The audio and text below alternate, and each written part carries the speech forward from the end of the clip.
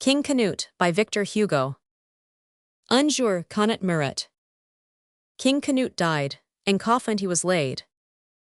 Of Aarhus came the bishop prayers to say, and sang a hymn upon his tomb, and held that Canute was a saint, Canute the Great, that from his memory breathed celestial perfume, and that they saw him, they the priests, in glory, seated at God's right hand, a prophet crowned.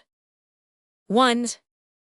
Evening came, and hushed the organ in the holy place, and the priests, issuing from the temple doors, left the dead king in peace. Then he arose, opened his gloomy eyes, and grasped his sword, and went forth loftily. The massy walls yielded before the phantom, like a mist. There is a sea where Aarhus, Altona, and Elsinore's vast domes and shadowy towers glass in deep waters. Over this he went dark, and still darkness listened for his foot inaudible, itself being but a dream.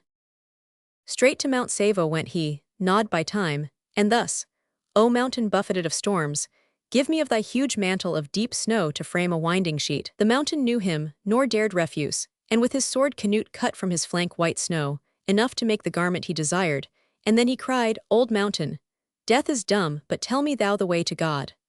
More deep each dread ravine and hideous hollow yawned, and sadly thus answered that hoar associate of the clouds, Spectre, I know not, I am always here.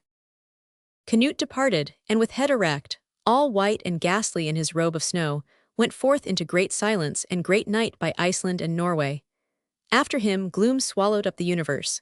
He stood a sovereign kingdomless, a lonely ghost confronted with immensity. He saw the awful infinite, at whose portal pale lightning sinks dying, darkness, skeleton whose joints are nights, and utter formlessness moving confusedly in the horrible dark, inscrutable and blind. No star was there, yet something like a haggard gleam, no sound but the dull tide of darkness and her dumb and fearful shudder.